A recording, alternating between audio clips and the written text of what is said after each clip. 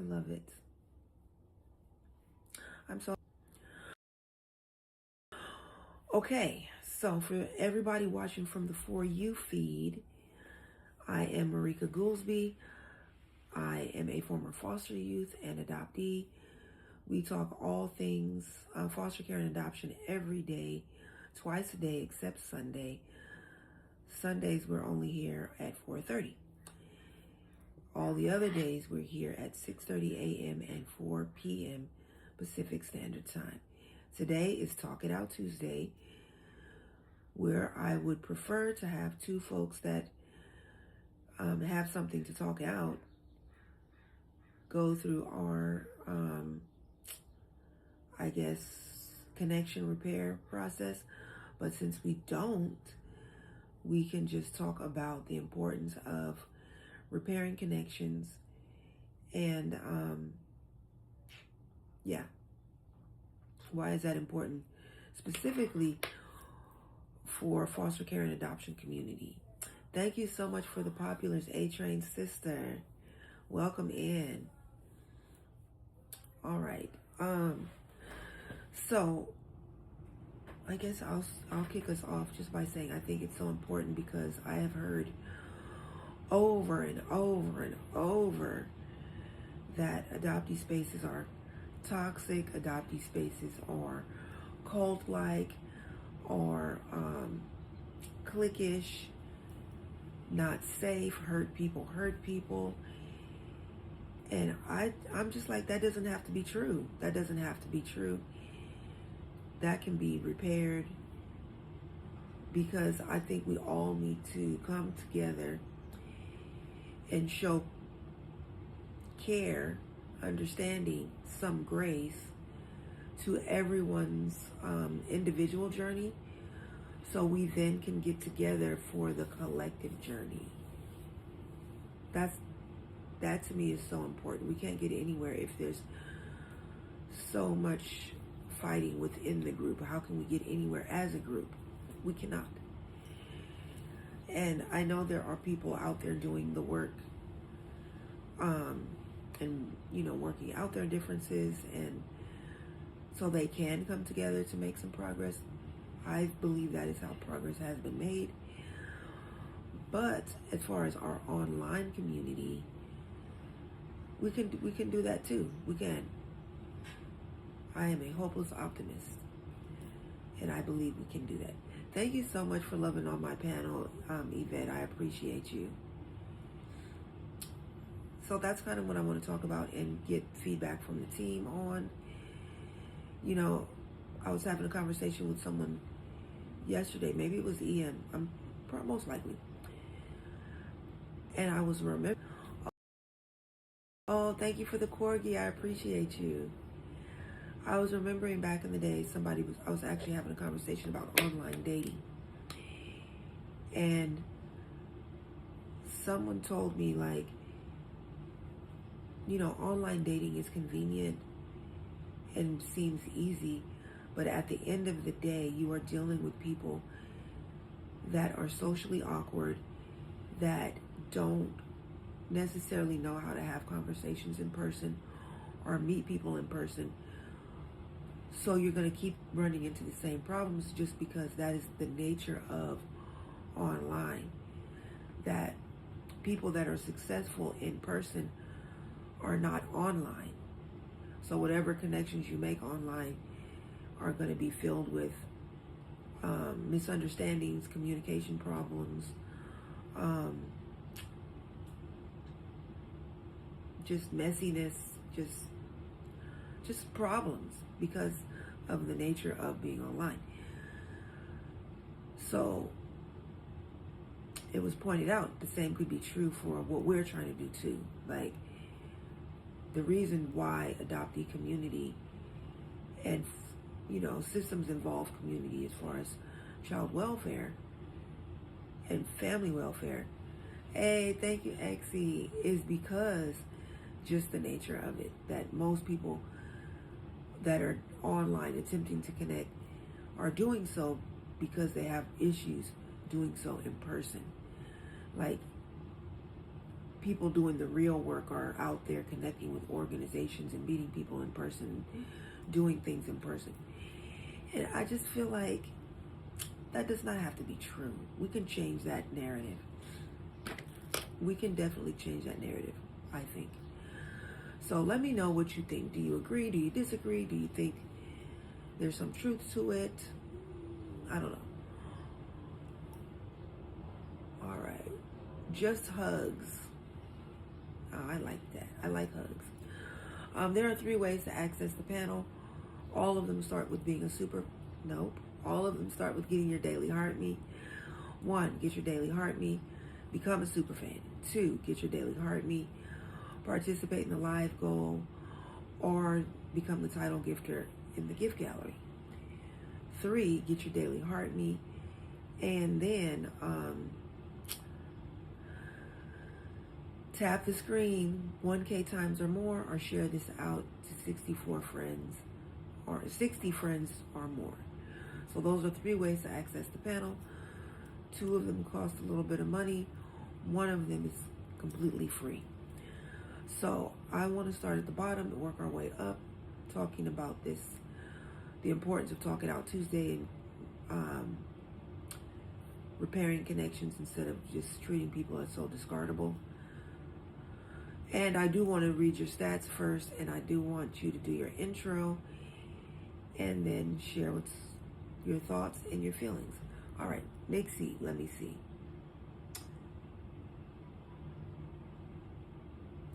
All right, Nixie has 2 comments, 34 shares, 1.1K taps, and is also a super fan, so that is quality. Let me turn up my sound so I can hear. That's quality. All right, Nixie, before you got the mic.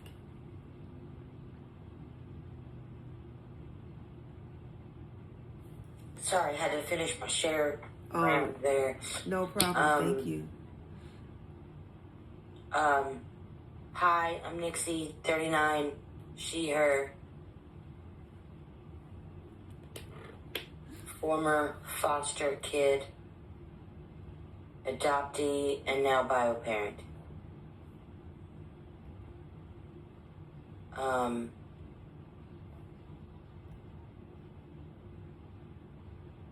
And I agree that it's, especially in the adoption spaces, I agree that it's important to try to repair connections, but I'm not sure if everyone in the adoption spaces care enough to do that, if that makes sense.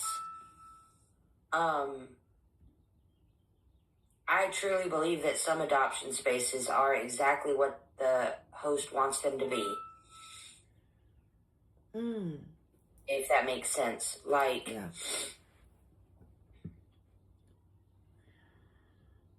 If the adoption space is one of the more toxic ones, which I have come across quite a few that are pretty toxic, sometimes I feel like that's exactly what that host wants it to be. Like, they want it to kind of be reminiscent of like a Jerry Springer type show, if that makes sense. Like, they want the drama because the drama brings in people. Which I think is ridiculous, but sometimes I think that that's, they tailor the spaces to be that way.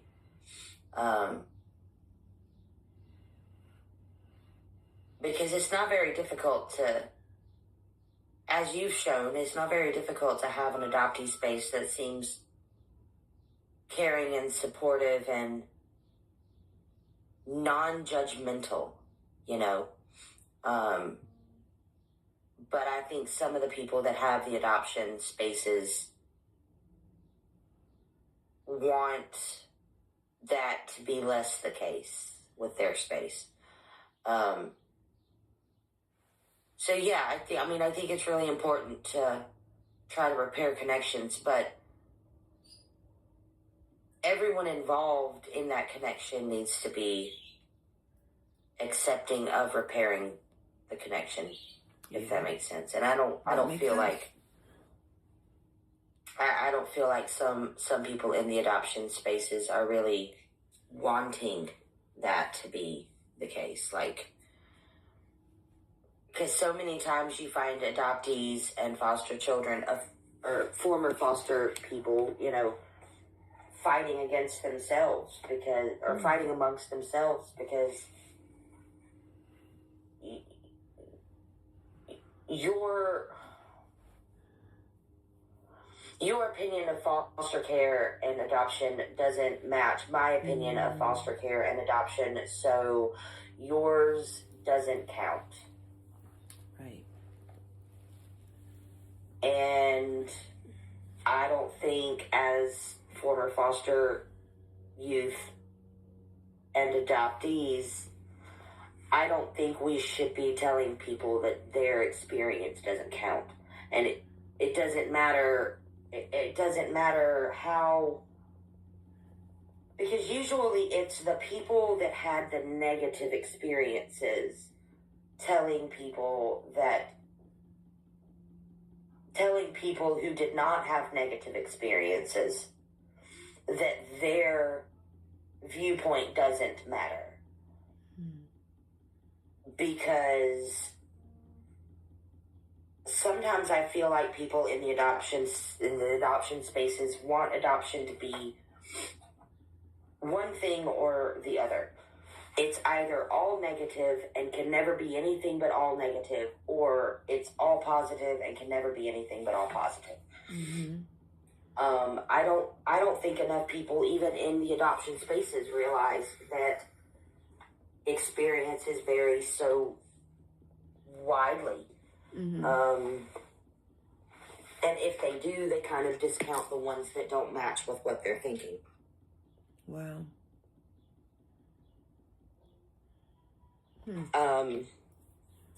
But sometimes I think it's engineered that way. Like, as much as I hate to say it, drama gets viewers. Yeah. So if you have a real tame, like your room, I think one of the reasons that your room doesn't get quite as many views as you'd like is because there's no drama. True. Nobody wants to stick around for it. There's no drama. Everybody treats everybody respectfully. There's no yelling. There's no fighting back and forth amongst ourselves. Yeah. People are like boring. And I think, right. And unfortunately, I think that that's one of the reasons why it's been so hard to grow your room, because there isn't any drama. Yeah.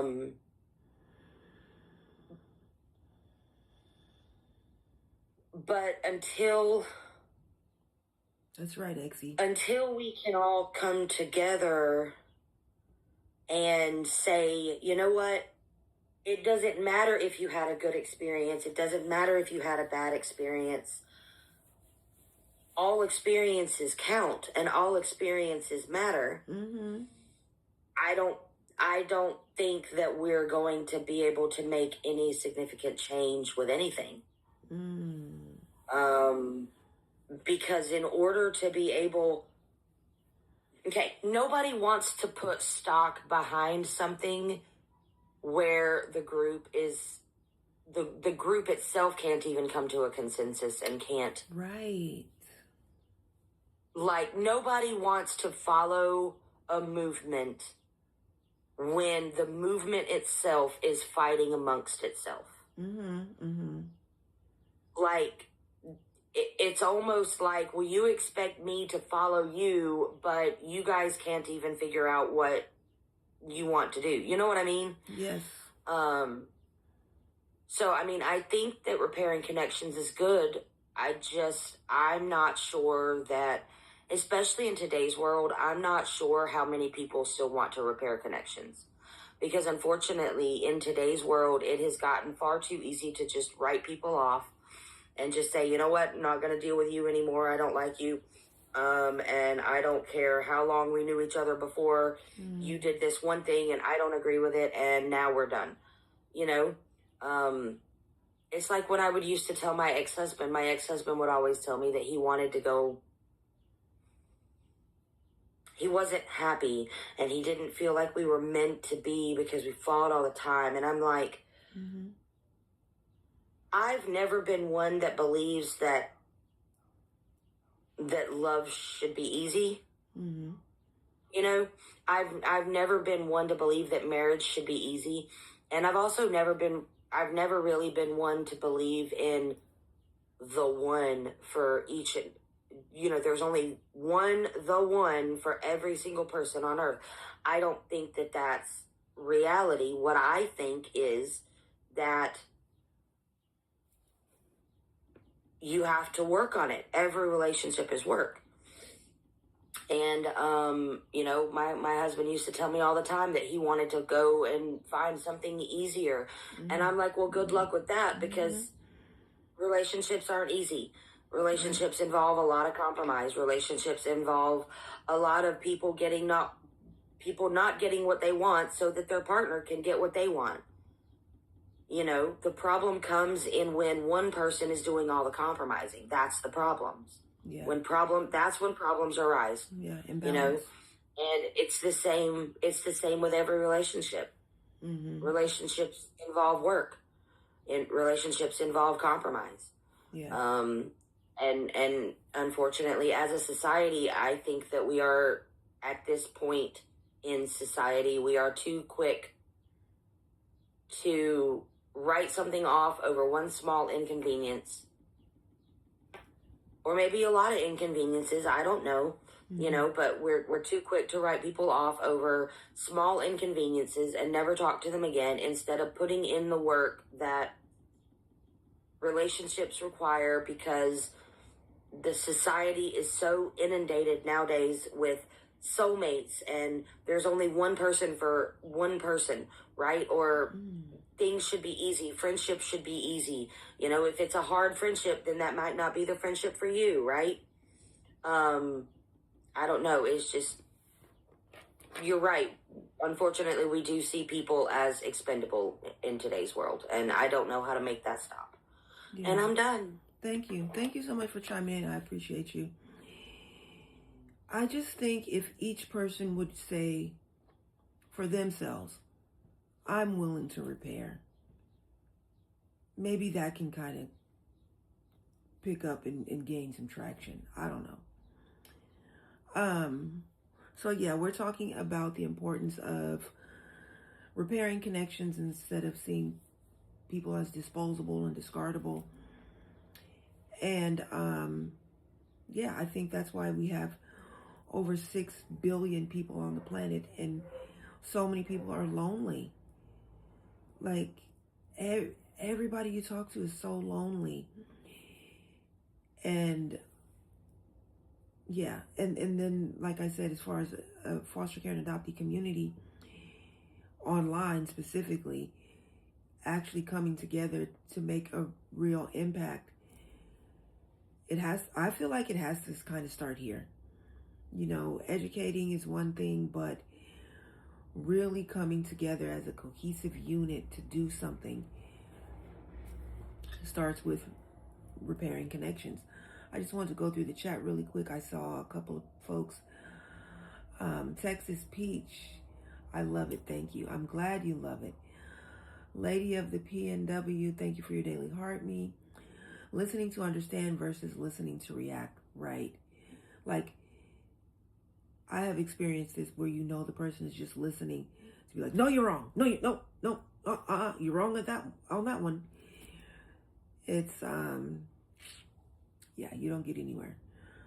All right, Christina, let me go ahead and read your stats, and then we can get your intro and your thoughts and feelings on this topic. Whoa, Christina has one comment, 119 shares, 1.1K likes. That is quality. And Christina is a super fan. Yeah, Nixie said that is so much of the world now. Listen to react. Yeah. Or not even listening because I'm so busy formulating what I'm about to say as soon as you pipe down. Yeah. All right. Christina, are you ready?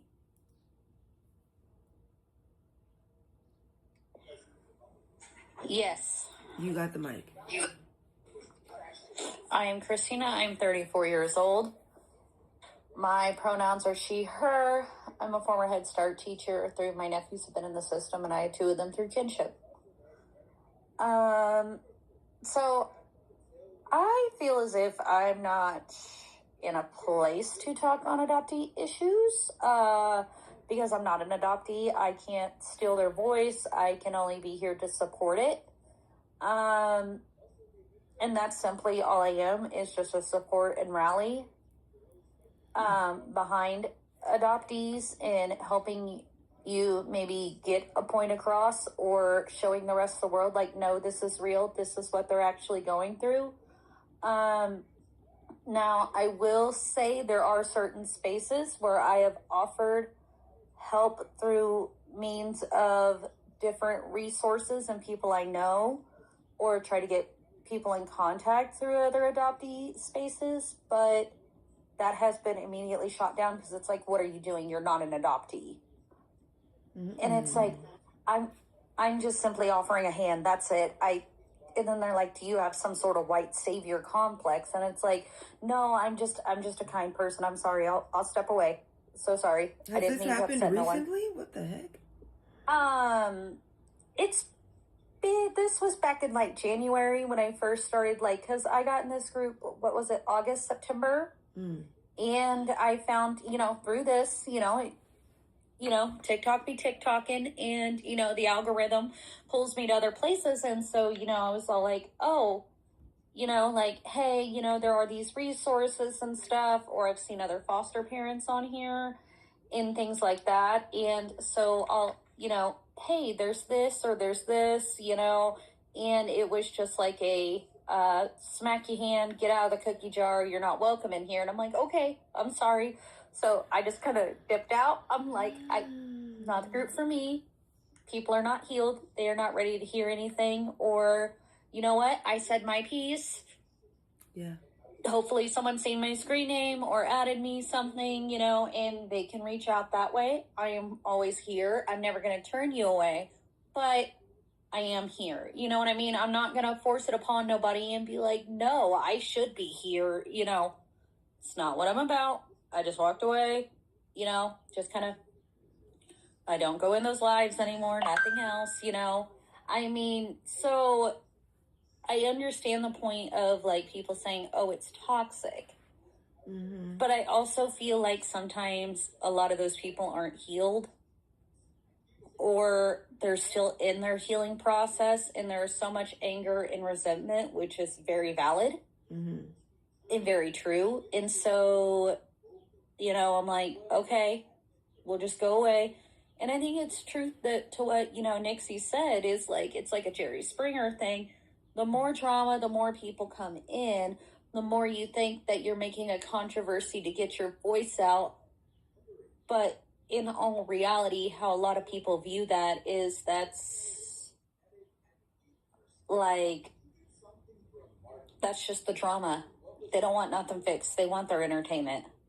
Right. That was I was just about to ask you. Like, I got 2 questions. One is, do you think that people really are just into drama, or do you think that the app kind of promotes drama? So it seems that people are more into drama. So I think that's on both ends. Okay. Like, the app does, in a way, promote the drama, because you see all these roast battles, all that kind of stuff. People, just like on TV, you see all the roast of the celebrities. That draws people in. They want to see the funny, and it's meant to be a joke, right? Like, so it's meant to make you laugh. It's meant to give you entertainment, and the whole app was created as a form of entertainment. I see. Now, it has shifted some, But it is also to bring awareness, and they claim it's to bring awareness too, and to get news out and to spread information, which it has worked several times and been a great resource for several people. But it's kind of like that double-edged sword, because people want the entertainment and they're afraid if they're too straight-laced, there's not going to be enough people to bring in, so they feel that any attention is not bad attention, you know what I mean? Like, any press isn't bad press, right, is the way they can look at it. But yeah, no, I think a lot of people just aren't healed. They want the entertainment factor, they want the numbers so that they're getting paid, and they're not wasting their time on this. But also, they know there are plenty of unhealed people in the same breath that it'll continue to fuel the fire. And then when certain people step in and they're like, hey, I'm here to help, whatever. Ooh, that's just poking the bear. That's raking the coals, you know what I mean? You're really giving that fire some breath, and so then they can jump on you, and then they could say, see, you're the savior complex. You're the person that's saying that, oh, almost turn it around to, oh, you think adoptees should be grateful. And it's like, no, that's not what I meant. No, never, and it's like, it's taken in a way to where they try to twist it around because it is a pure entertainment factor. But I think a lot of it is just trauma and unhealed in people who hurt. And some of these people who may host these things are healed, but they know for a fact that it's going to stoke the fire when there's so many people who are not. And it's like, okay, well, all right. And like I've said to anyone on this panel, anyone in here listening, anything, if I am able to help, I will. I did send it in our little group chat, but also 150 churches have been notified up and down the California coast. Yeah, thank you for bringing that into the room. Yes. I got in contact with my people through food banks and stuff, and a lot of soup kitchens and stuff, a lot of missionary work. I'm not 100% sure on all the Catholic churches yet. Okay. But I mean, I even was going to reach out to some Mormon missionaries. My dad was a former member of the Mormon church, and I was blessed inside the Mormon church, so I know some people, so hopefully missionaries walking around, because they carry a lot of foot ground, that they are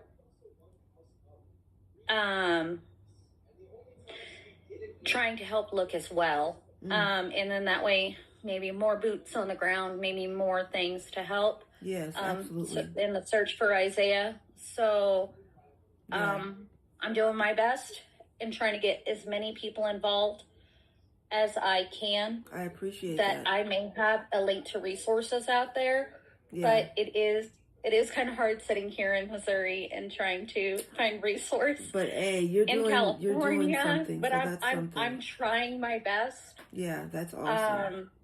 And doing as much as I can and pulling as much as I can. So hopefully, because at some point, I was just thinking he's going to need food. Hopefully a soup kitchen or something, right. all those things. So, and a lot of them run shelters. A lot of them are funded by churches and stuff. So I'm really hoping someone somewhere, they're going to help with that. Spotty. And I have a reminder on my phone to call the Salvation Army here, and they can reach out to the branch out in California. So hopefully maybe Salvation Army can also be more keep an eye out. Nice. All that kind of stuff. So one of my friends works with the Salvation Army.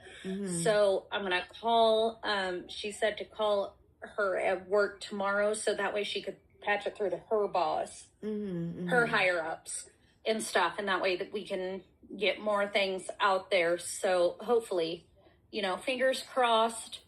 I don't have my camera on. You can't see me. I'm crossing my fingers. Yeah. But yes, so hopefully that also, if anyone can help, always help. But yes, like I said about the topic, I feel that I can't speak for adoptees because I am not an adoptee, but I can be a support for your voice. That was my other question for you. Because the adoptee community, I mean, even if you bring in like former foster youth, donor conceived, NPEs, all together are a small part of the population, and because of that, we need people who are not. You know what I'm saying? We need the support of people that are not right. And I totally in understand those categories, right? Yeah. So, but I totally understand in the same breath, though, how people say you didn't live this experience. You can't, Right. and it's like, no, but I can be. Okay. Just quick analogy because I don't want to take up too much time. So as someone who was recently doing her flower beds, right? So I have several flower beds in my yard, really working hard to get it back to, my flowers are overgrowing, I need to pull some of them out. Well, in this process too, there are things like poison ivy in my flower beds. Oh. There is That's why you need grass. A shot. There is other weeds. There are other things in the flower bed. They're choking out the flowers. I can be here to pull all the weeds out and help you grow and help spread you out so you're not clustered into one group in one area. I can help you spread out. Yeah. But I'm not the flower. I'm not the flower. I am simply a helper to help the flower grow and be the best that the flower can be. But yeah. I have to clear it out. I have to get my hands in there. It's not going to do it on its own. It's going to need an outside resource, outside help, all those things. Right. That's exactly what I'm saying. That's how. So pull the weeds out, making sure everything's good.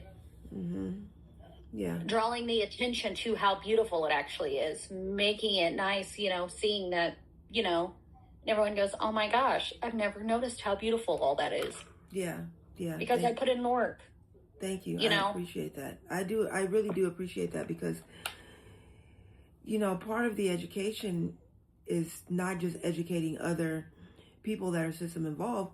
We need to also be educating people that are outside of the system because these people vote. These people vote. These people can carry the message. Okay. Thank you so much, Christina. And I saw, welcome in, Big B. Thank you for getting your daily heart me. I see you mentioned 2 other creators. I try not to speak on other people that aren't in the room. They're not here to defend themselves or say what their goals or whatever for their platform are. So I prefer we don't do that. Yeah. Let me see. Joey is our next person. So we're talking about, today is Talk It Out Tuesday. If anyone here has a connection that they would like help repairing with the help of mediation, let me know. Because it's one thing to talk about how toxic things are and how horrible things are. But to me, I grew up with don't talk about it, be about it. To me, creating a space where healing can take place is the way I am being about it. That's the way I want to be about it. Not just, ooh, girl, that's a damn shame. Did you see this person that was doing this thing or that thing? That's just spreading more nonsense and more drama and more, it's not good. So this Talk It Out Tuesday is my attempt to be about it and create healing spaces. I think if more people focus on creating healing spaces instead of creating boxing rings, I don't know, we might actually be able to achieve our goal as far as coming together to support each other, to raise awareness, to educate, like to actually do all the things. Big B said, yeah, but there is learning to be done on both sides openly. Absolutely. I agree 100%. I agree 100%. So I think first we need to, or not even first, like parallel process as far as educating and healing goes. Be back in a minute. Got to make a phone call. Okay. Thank you, Christina. All right. Our next panelist is Joey. Let me check your stats, because to be on the panel, I will be checking everyone's stats. And there are 3 ways to access the panel. All start with the Daily Heart Me.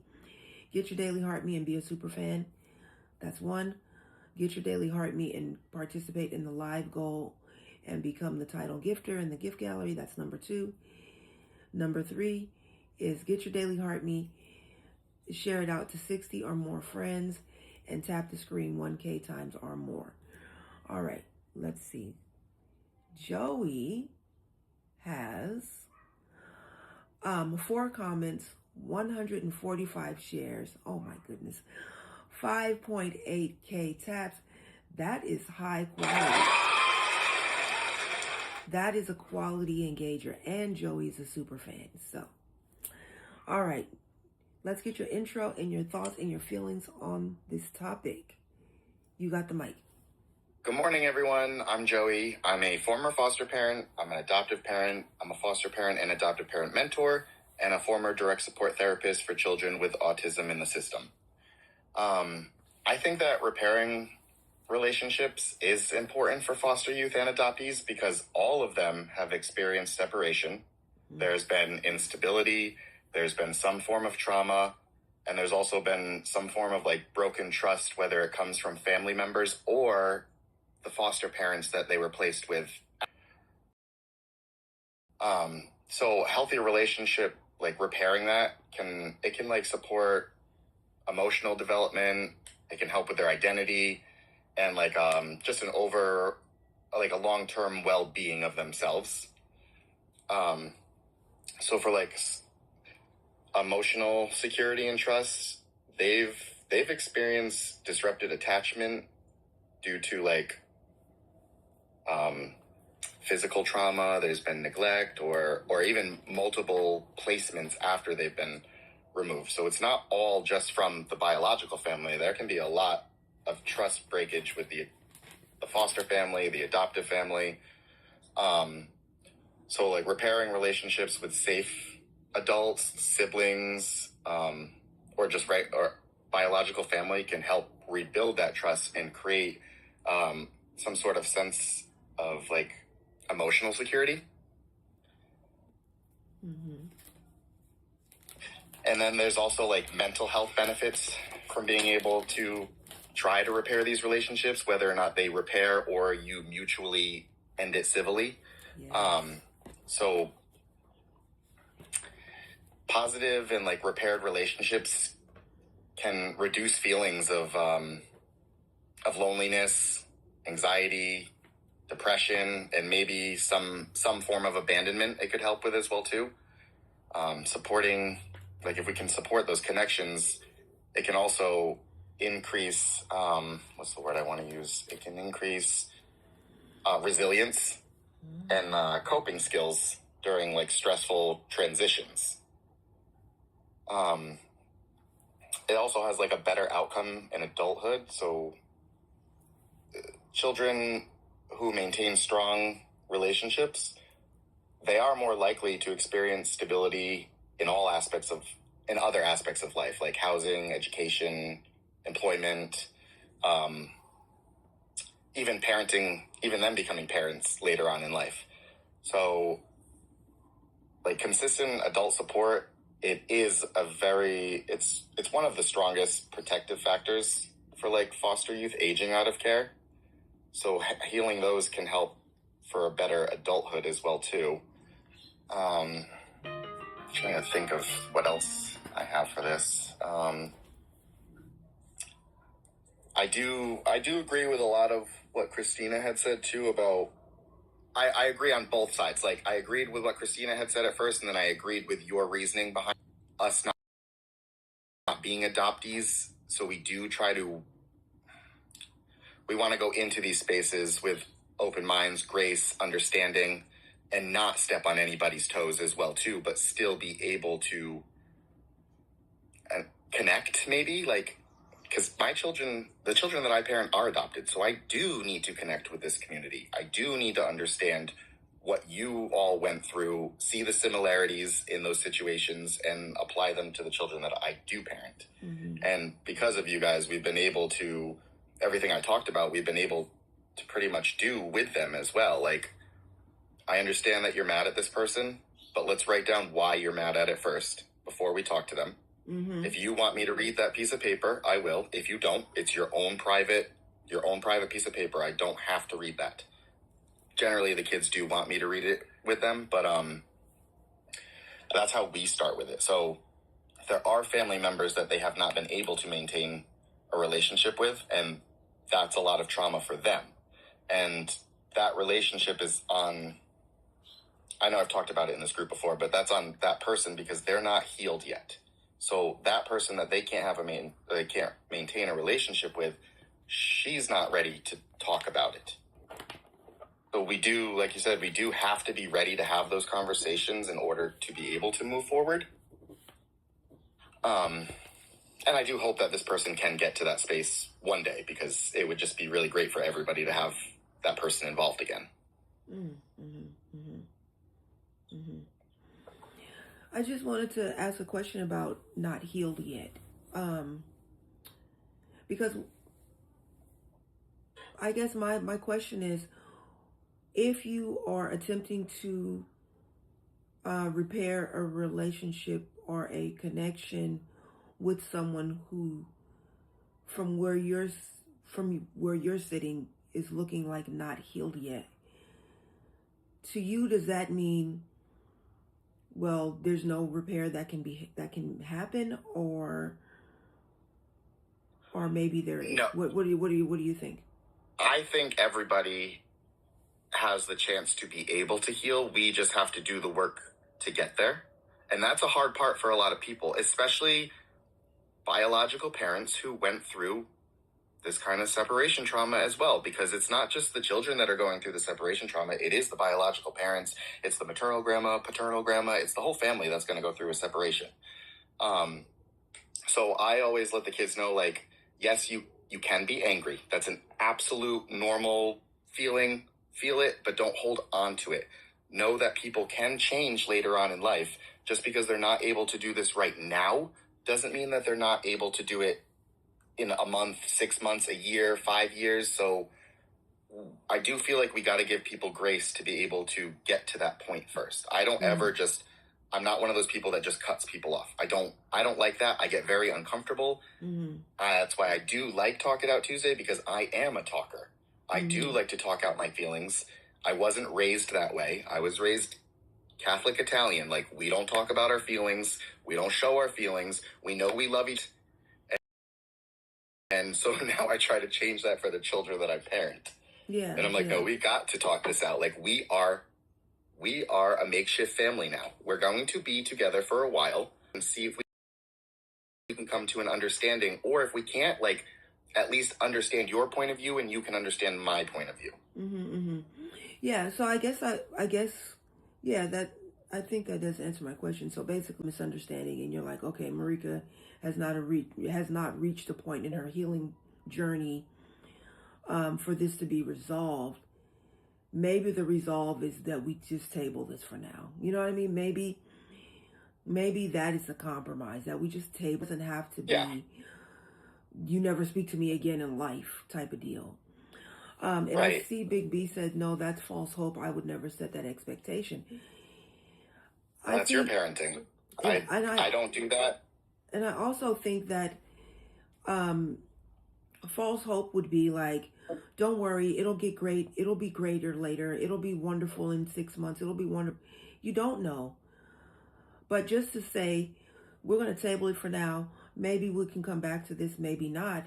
I don't think it's setting false hope. It's just saying it's not going to be resolved today. Maybe in the future but we're not holding on for that. Right, and that's the way I do go about it. I'm like, people can change, and I also let them know, like, people sometimes don't change as well too. So you got to be prepared for that kind of stuff. Yeah. So I think just having it as a possibility is, it's possible. It may or may not happen, but for now we can't force anything. We can't dwell on anything. Yeah, I think that's a good way to be, honestly. Yeah, for now it's not happening. Yeah, exactly. Yeah, exactly. Yeah, and I'm sorry that I might have miscommunicated that improperly.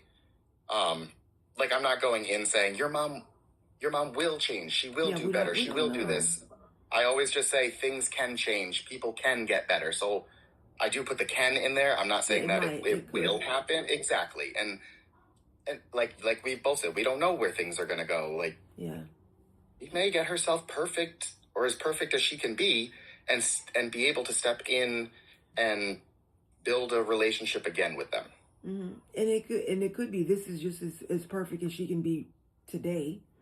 Right. And what I just said isn't something that I do say to the kids. I'm not like, well, like how I just phrased it. It's not how I phrase it with the children that I parent. I do tiptoe about how I say certain things to them when it comes to family. Just because there is a lot of trauma already attached. We're working on that. They're doing a very great job. Like, I'm so impressed with all of the movement that they have done in their lives in just a short time. Yeah. Yeah, and I think that also speaks to, as far as, community and, comrades who are attempting to come together to educate and raise awareness and celebrate each other's healing journey and where we are and how far we've come and all of these things. It's okay to say, you know what, we don't align on this thing, but there are other things that we do align on, So let's just focus there for now. It doesn't mean somebody lost or somebody won. To me, both people win in that situation. So any last minute thing, Joey? Nope, I got it all out. Thank you. All right, thank you so much for being here. I do appreciate everybody who is here on Talk It Out Tuesday. We did actually have a couple of connections repair in this space, so I'm hoping that will happen again. I know I don't know, I guess you have to be really brave to say, I have this misunderstanding with Susie over here. We used to be very close. We used to get a lot of work done together. And something happened along the way that it's fallen apart. And I would like to repair that. And to actually do this process, being witnessed, having the process of repairing the connection or attempting to repair the connection. I don't know, maybe I think people can handle it. I'll just keep making the space available and build it and they will come. That's how I'm feeling right now. All right. Exie, I'm going to read your stats and then then you can give us your intro and your thoughts and your feelings on Talk It Out Tuesday, the importance of repairing connections. All right. Hold on. What did I do?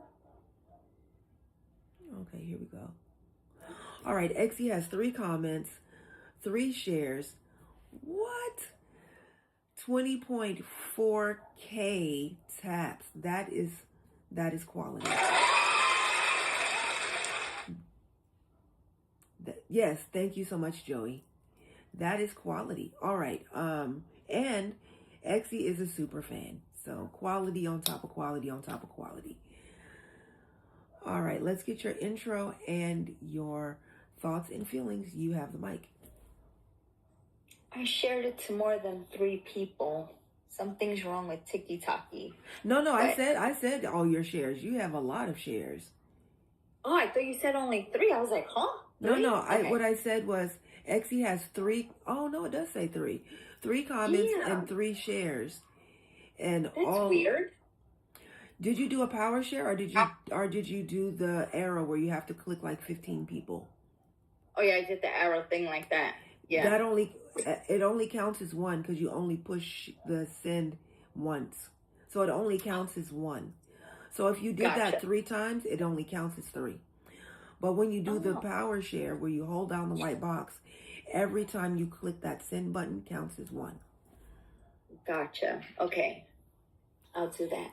All right. Okay, so my name is Exie. I'm connected to the community because I was a foster to adoptee with the same family. I'm a bio mom to 2 kids, 50 years old, and she, her. So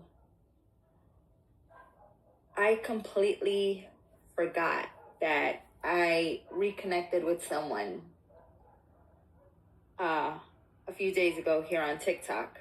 And it's my younger biological sister. Oh, wait, y'all reconnected on TikTok? Like y'all found each other on? Well, we reconnected. Okay.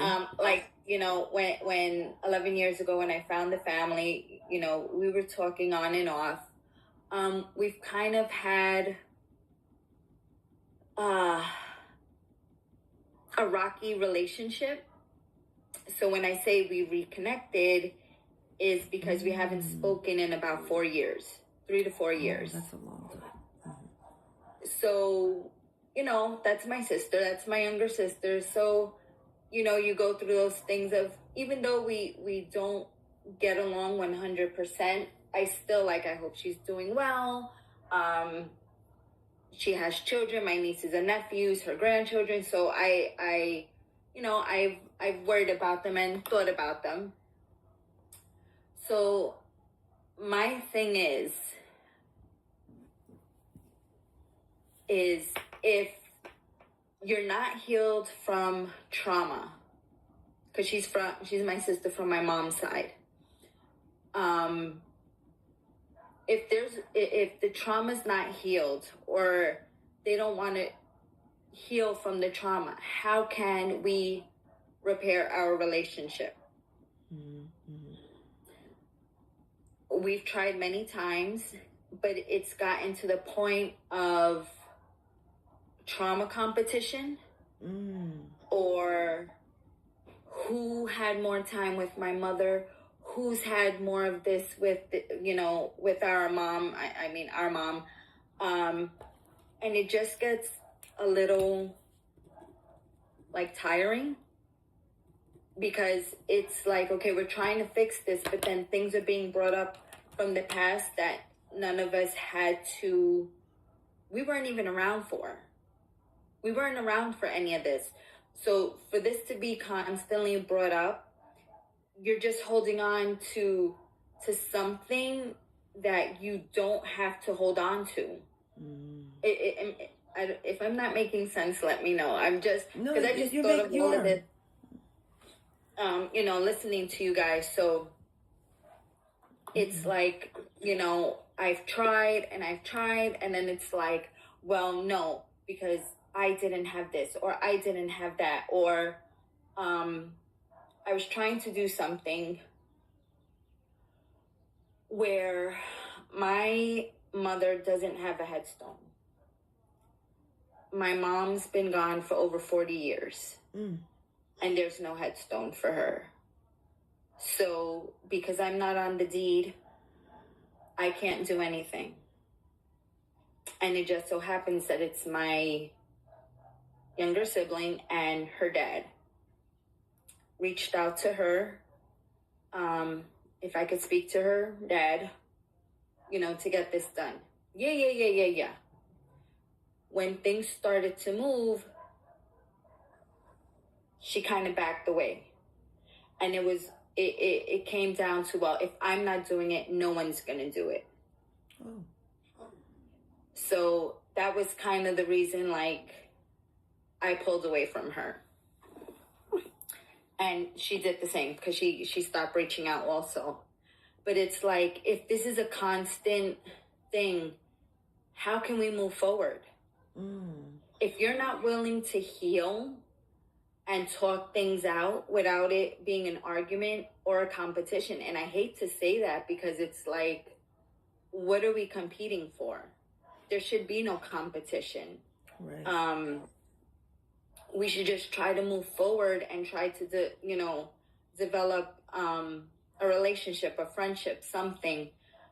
But it's like you get to the point where you're just tired and you lose hope because it's just going to be the same thing. It's 11 years. Well, actually, this weekend coming up, Memorial Day weekend, is going to make 11 years that I was reunited with my family. I found my family. So it's like, how can that be? How can we get past that to just heal and try to develop a relationship? It's like, that's my experience that I'm bringing up, and it's just like, if there's so much trauma and so much hurt, how do we get past that? Yeah, there's definitely ways, because I think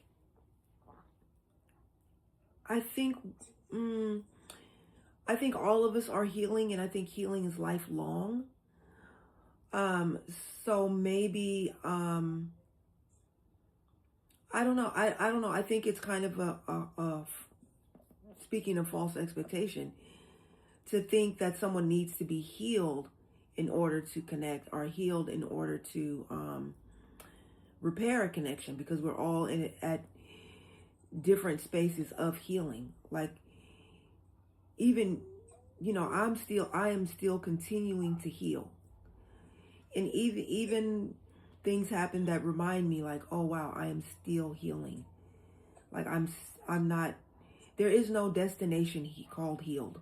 This is what I've learned literally just this year. And I think, as far as competition and argument, just take yourself out of it. If someone comes to me and says the statement that usually triggers an argumentative response from me, I just don't give it. If whatever that might be, like, I don't know, I'm just trying to come up with an example.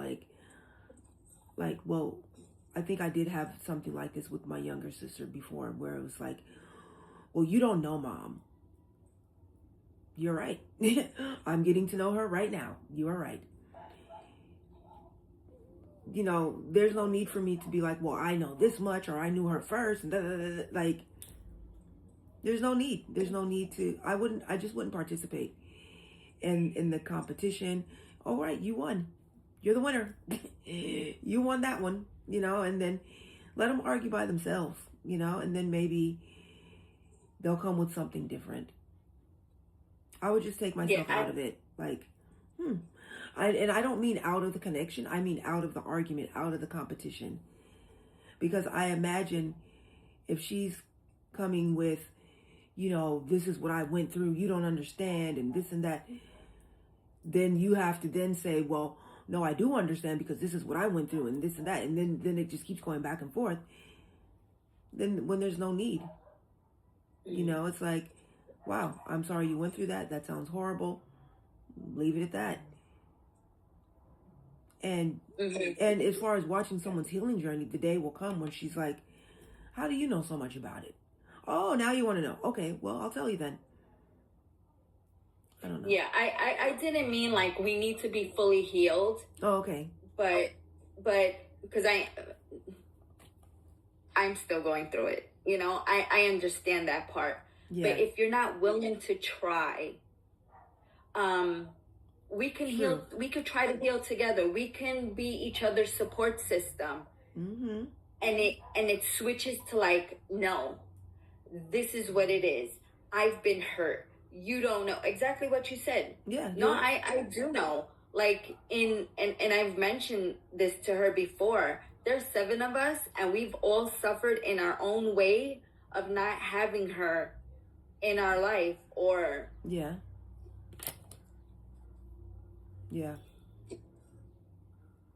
or the things we went through but it's like a constant, like, she needs to hurt us in order for us to feel her hurt. Like, I don't even know how to explain it, because it's like, you know, when we connected, it was like, oh, you know, here's some pictures I have of her, because her dad was my mom's last partner when she passed. So it's like, I have pictures. Mm-hmm. So I have like about 4 or 5 pictures of her. But then out here, I have so much more. And, you know, it's like this boasting thing to purposely hurt us, but I'm not ready to share it. I don't think these are memories that I should share with you guys. And it's like, yeah, like, why even mention it then? Why mention it? Why bring it up? Why keep trying to hurt us? And, you know, it's just, I don't know. Yeah, it's like, I kind of do want to develop a relationship with her, but then I just go back to thinking, okay, we've done this how many times?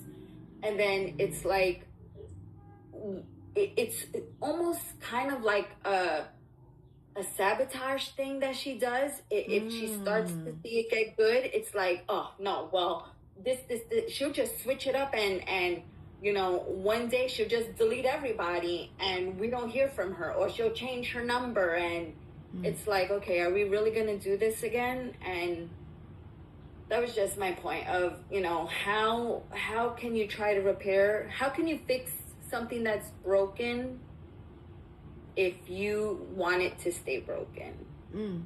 If that makes sense. That does make sense. I mean, both parties definitely have to be willing and able and invested, you know.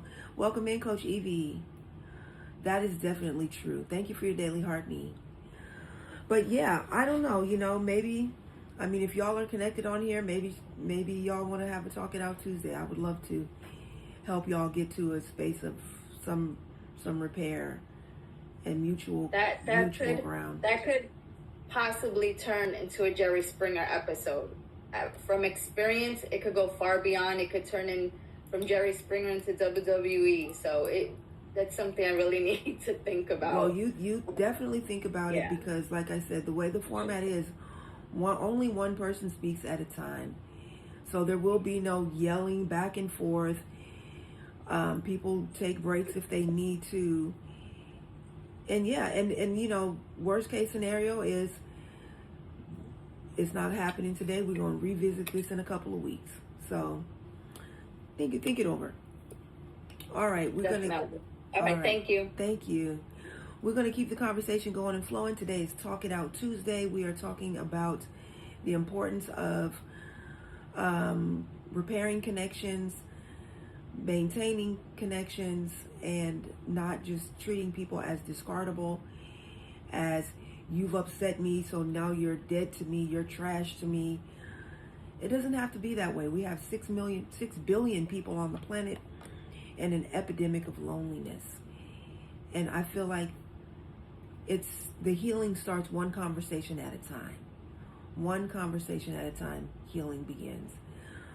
All right. We have heard from all of our panelists except for one so far, and that is Victoria, who we definitely want to hear from and we definitely want to update from.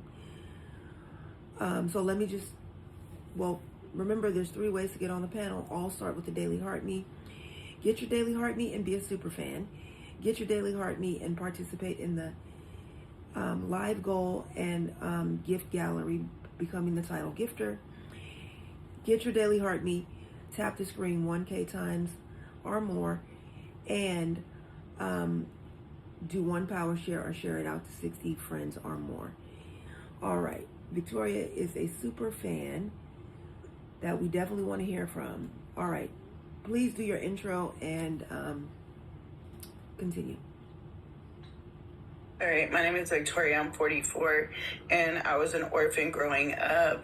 I aged out of the system at 18, and I'm connected to this community because I need all the resources I can get. I'm just kidding. I love you guys.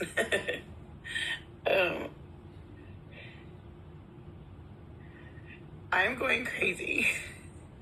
I don't know how I won a case and I can't find my son. I know.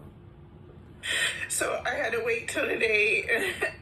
The place opens in 15 minutes and I kind of woke up a little late. I went to bed really late last night. Stress will Just be trying to figure shit out. Yeah. So I'm gonna make signs like and go in front of the courthouse and stand. There's other people that do that and I just like walk past them. Not in judgment, but I didn't know how they felt till now. Have you been to the location where he was last? I did that last night. Okay. It's really... And when you got there, they're just like... This isn't the first time I found my son. I know. And you will find him again. It took 2.5 years last time. It won't take 2.5 years this time. The difference is I did it behind everybody's back last time. You know what I mean? This time I can get a little help by like... Good. I have my paperwork. I can take him home now. Yes. So when you got to the location where he was at last, they're just like, yeah, he's not here. So this is okay. So I'm not trying to sound morbid or anything, but I've read every one of these paperworks that they sent me. My son isn't present on none of them, Marika. So I'm just going by hearsay at this point. Not Social Security. If you go on the Social Security, the person that claimed his Social Security is a social worker for Riverside. And it says plain as day, Isaiah was not present. Every one of these court hearings that are on here that I went and got yesterday, every single one of them are done with my son not present. That's a civil right lawsuit on top of itself. And you know what I mean? Like, yeah. I know I got this big lawsuit. Everybody, I got attorneys right now calling me on it. I know I do.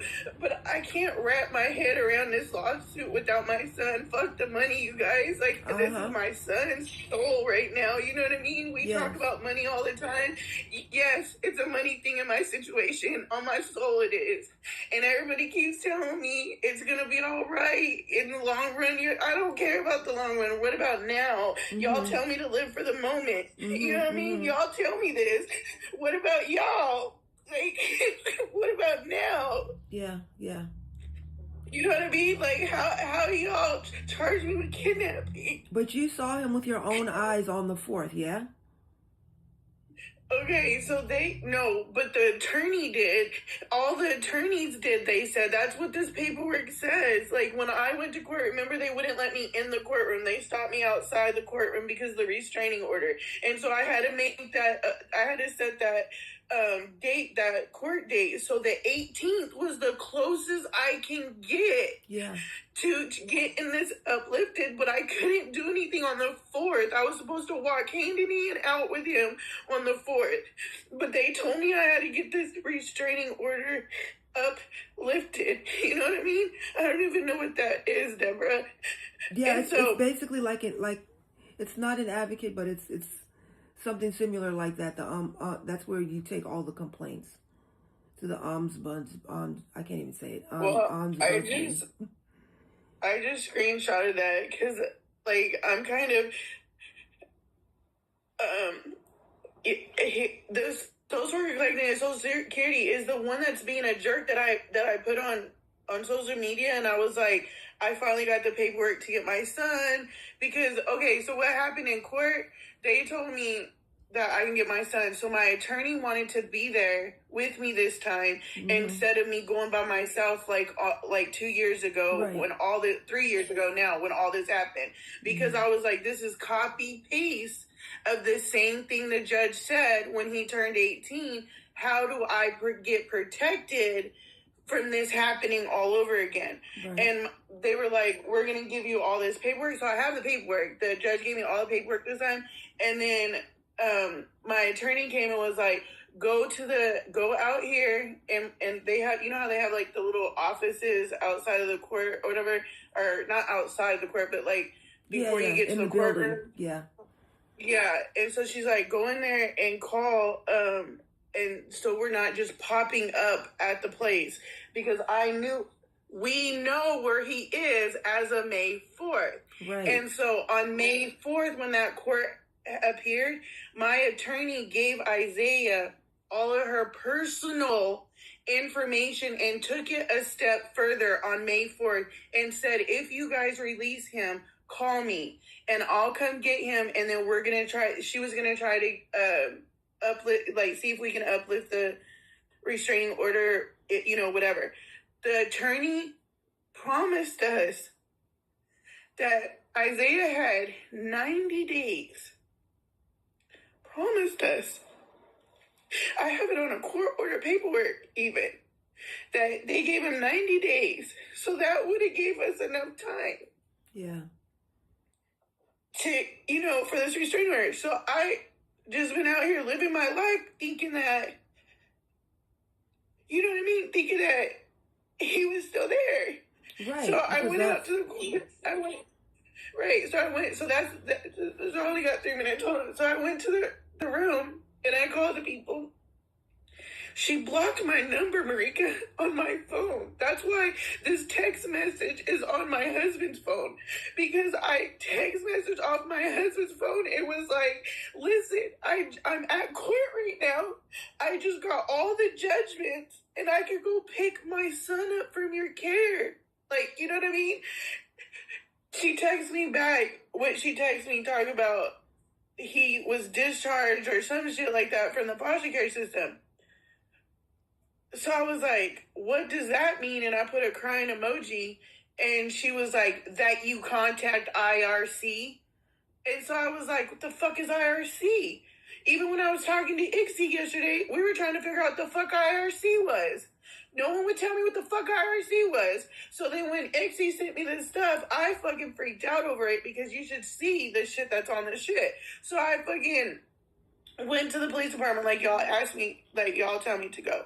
Yeah. Well, he's not considered missing because the state is saying he's voluntarily walking out. So, like, until he's not considered a missing person, I guess, because the state knew that he walked out and they're saying he voluntarily walked out. I'm here to tell you guys, y'all don't know my son. There's no way he just walked out of this placement. Yeah. I haven't seen my son in 3 years, okay? But my son has a level of a 5 to 7 year old. On my soul.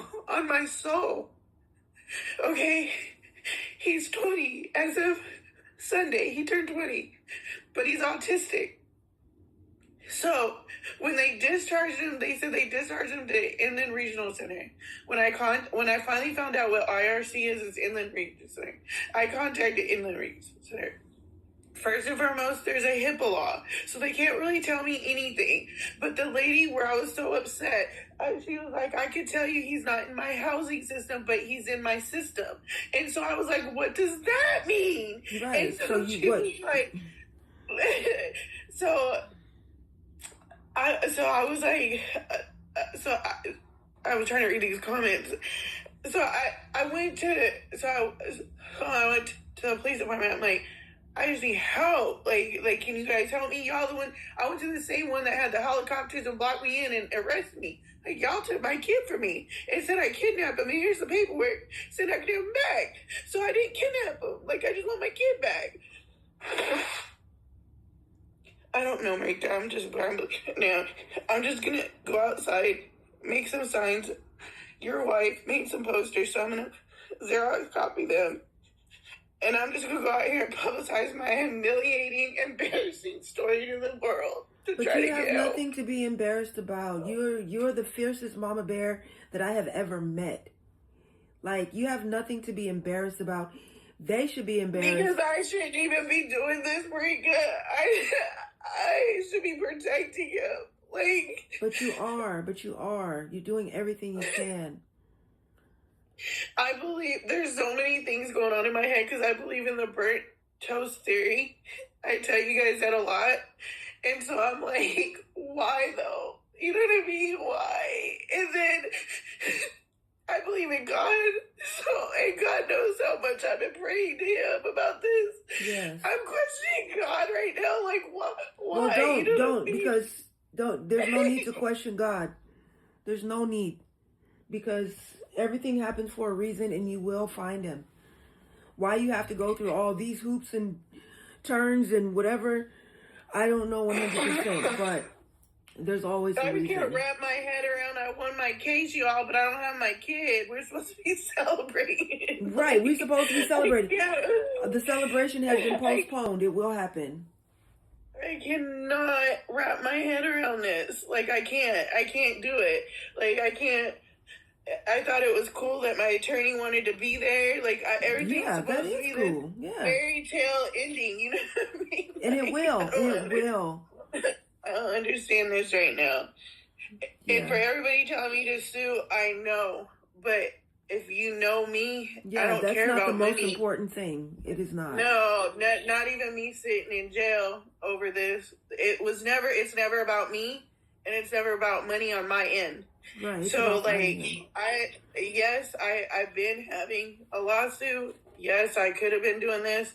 No, I do not. I just want my son. And I want to leave this state, and I never want to come back to this state ever again. Right. Like, ever again. But thank you. My time is up. Thank you. And, do pass out those flyers. Talk to as many people as you can. Somebody has seen him. Somebody has talked to him. You will find him. You will. Yeah. Oh, the state is California. Deborah Martin, California. Yeah, my attorney's helping me. My attorney left crying. She found out about it too, and she got a little emotional about it too. Like, because I kind of broke down. I broke down. Like, I hit my knees, broke down in court because I was like, "Are y'all serious? Right. Y'all could have gave him to me May 4th when everybody knew he was here. Like, I made everybody feel guilty. Like, literally made everybody feel guilty. And I was kind of real nervous, and I hit my knees in court, like literally at the podium in court, and was like, I cannot believe this. Like, I can't. And then the judge is just sitting there like, oh, July 20th, we'll see you again. And I'm like, you don't even care. Like, you don't, this is a soul we're talking about. This is a human being we're talking about. And you guys don't care. Like, y'all don't care. Yeah.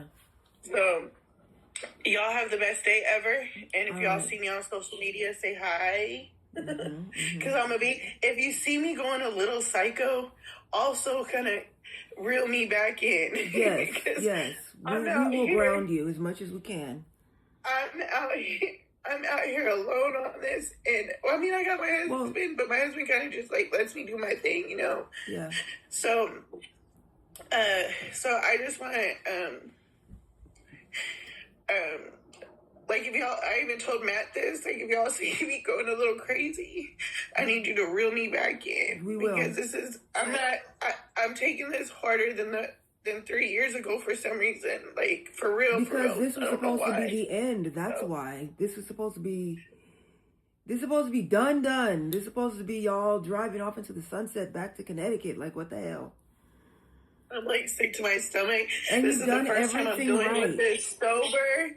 This is the first time I'm doing this sober. I want to go get. Yeah. Sorry, trigger warning, you guys. But I just want to go get high so bad just to forget about everything. And I'm like, that's not going to help Victoria because then that's just going to be it, you know? And so, like, just keep hanging in there. Just keep hanging in there. And I love you guys. Thank you guys. Just keep focusing on what you want. You will find him and y'all will get to go home. That's it. Only think about that. All right. It's their fault. Don't feel guilty. Just cry it out, and after this live, you can call me. Okay.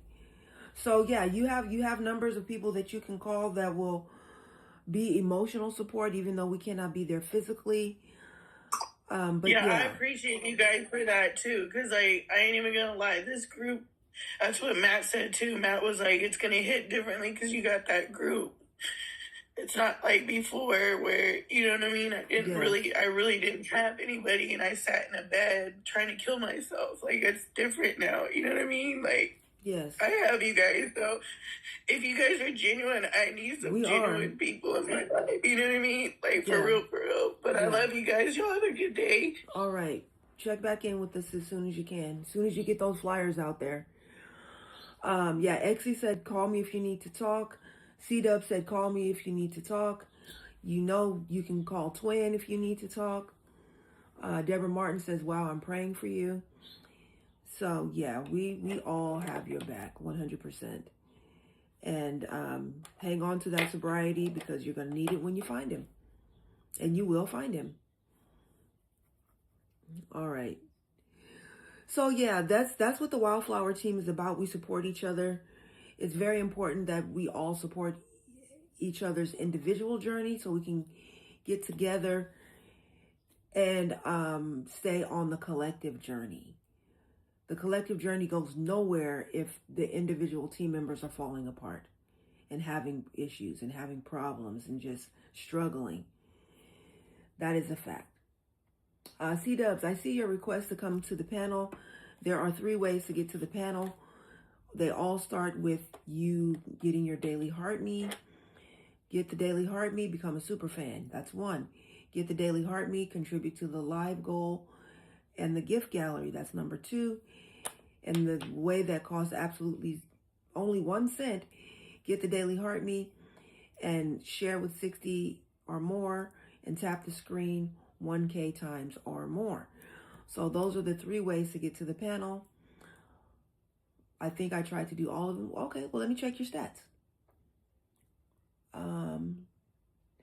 Your stats say you have 9 comments, 1 share, and 31 taps. So it's a start, but it's a start. Okay. So yeah, we have been talking about the importance of repairing relationships, repairing connections. You know, somebody you used to be comrades with. We used to get a lot of work done together. Okay, sure. Victoria, I will read your stats. Victoria said, read my stats to show her an example. Sure. All right. Victoria has 3 comments, 246 shares. That is quality. And 274 taps. The taps are low, but that's okay because Victoria is also a super fan. So yeah, the like should be at 1K or more if you are not a super fan. If you are a super fan, that's already great quality. So I hope that example helps. Thank you so much for sharing. Thank you so much for the power share. All right, cool. So yeah, that's what we're talking about today. The importance of repair. The importance of just being able to say respectfully, let's just agree to disagree. Let's just agree to disagree and just leave it at that for now. For now. Sometimes conversations can be revisited later. I feel like most, if not all, conversations can be revisited later. To just say, you know what, agree to disagree. Let's just talk about this another time. I'm heated, you're heated. We're not getting anywhere. Let's talk about this another time. Instead, people are like, I'm heated. I'm never speaking to you again in life. Like, come on now. That's why we have an epidemic of loneliness. An epidemic of loneliness is what we have. Because everybody is like just bulldozing through. Trash that one, trash that one, trash that one, trash that one, next, trash that one. It's like we're talking about human beings. High rate of... Yeah. Right. I understand what you're saying, Victoria. Yeah. People checking out of the planet because they got discarded too many times. Yes, I understand. And I think there's a way to protect your peace, even if it's like, you know what, I think we're going to have to go our separate ways. I don't think this connection can continue. And that's that. And maybe we revisit it in a couple of years or in a couple of months or whatever. But for now, let's take a break. Let's pause, you know. I'm just saying there's a way to do things without trashing people. That's my strong belief.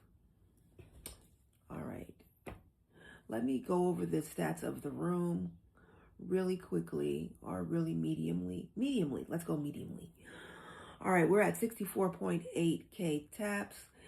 We're at 847 shares. We have 11 people in the room.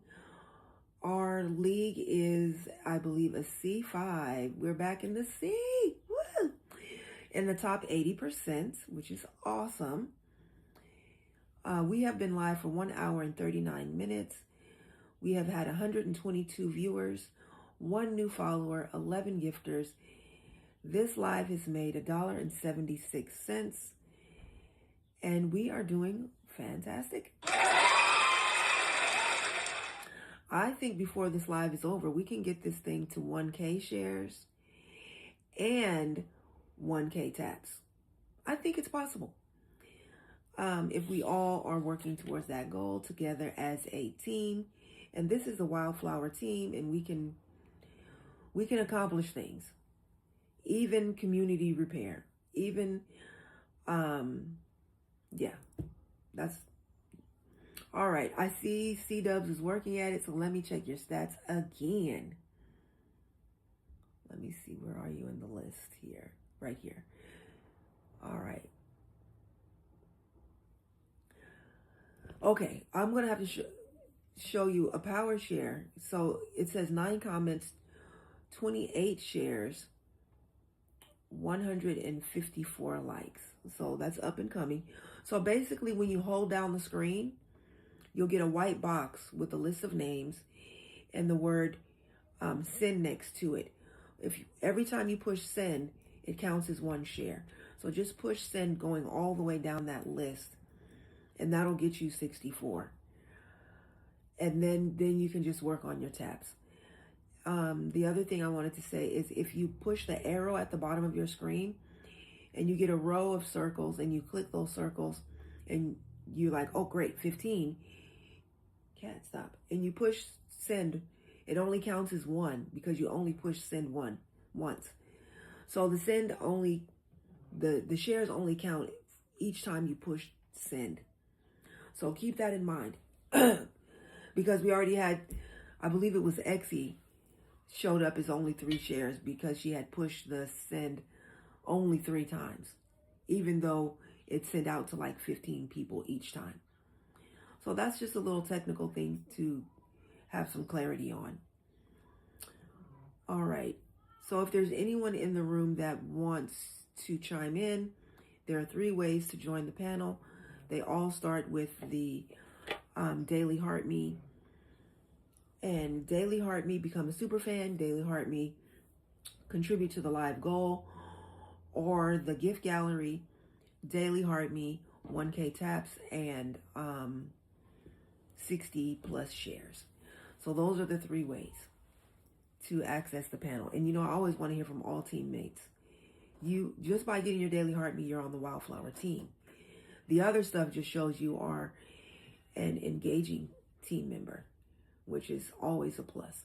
Welcome in, Kels. That is my A-Train sister. Thank you for getting your Daily Heart Me. So yeah, we have been talking about community repair, focusing on the individual journey in order to make progress on the collective journey, and dispelling this belief that adoptee spaces are toxic, cliquish, cult-like, all these things. Like, I'm a strong believer that you get what you focus on. And if all of us are always focused on drama and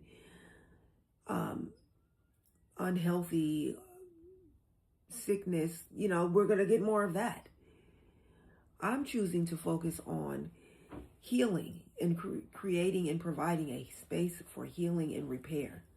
That's what I want to see more of. Hey, Constance, welcome in. I appreciate you. Another A-train sister. So I'm choosing to focus on health and healing and wellness and community support, mutual understanding. And hopefully that'll catch on. Maybe it will actually be a snowball effect. Like, thank you so much for 100 populars. What? That's quality. But yeah, like Big B is always talking about the snowball effect. You know, snowball starts small, starts rolling down the hill, and it gets bigger and bigger and bigger and bigger and bigger, and until you have an avalanche. So let's all focus on creating an avalanche of healing and repair. All right, it is almost 8:15. I'm gonna have to shift gears. Fortunately, my workday needs to start earlier today than usual, and yeah, I think I will play our exit song because it's a good way to end. It's a good way to move energy out of your body so you are not taking any feeling from this live with you to the rest of your day. All right, C-dubs, let me check your stats again. Just really quickly. And if you don't get a chance to chime in now, you can always come back today at 4 p.m. and chime in the 4 p.m. Because remember, I'm live twice a day, every day except for Sunday. All right. Oops. Hold on. That's not what I was trying to do. This is what I was trying to do. Okay. So C-dubs, your stats as of now are 9 comments, 85 shares. So your shares are on point and 283 likes. So your likes are what are low. We need 1K likes. But that's okay. That was a great attempt and effort. I appreciate you big time for attempting to become quality. I know you are dealing with a sick baby and you have a lot going on too. So we do want to hear from you and be able to offer you some support while you are going through what you are going through as well. But yeah, the exit song is the song I used to sing with my bio family at the end of our supervised visits. And this is a supervised visit. We're being supervised by the app. We're being supervised by trolls. We're being supervised by people that are just trying to decide if they want to join our community or not. And this is why I play the song here. Because we all have a lot going on, but we come together because we feel strongly and passionately about improving the lives of children and families dealing with the system. It's very important. It needs to change. It needs to change. I love when you put the alphabet in, Victoria. I really do. Hey, Wanky, welcome in. Another A-Train sister. Thank you so much for being here. So yeah, thank you to everybody who was here, everybody that contributed to the live, either on the panel or through the taps. Okay, yes, that is a brilliant way to get your comments up. And who has done all the things. Thank you, thank you, thank you. I appreciate you all so much. So for now, let's tap it out to the beat. Our shares, 1.3K shares. What? And our taps are 75K taps. I think we can get that up while we're jamming it out to the song. If you don't want to stick around for the song, live your wild and wonderful life because you deserve it. You deserve it. And I'll be back 4 p.m. Pacific Standard Time.